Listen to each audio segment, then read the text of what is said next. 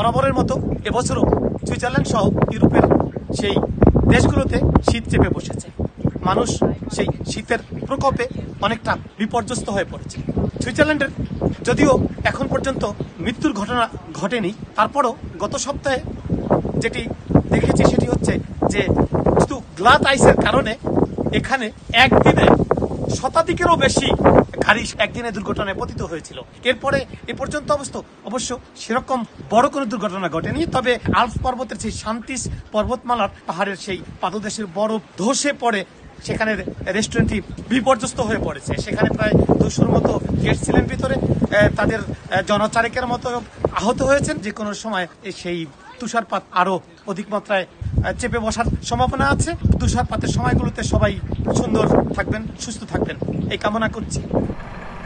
বাকিউল্লাহ Khan Ripon, Zurich, Switzerland.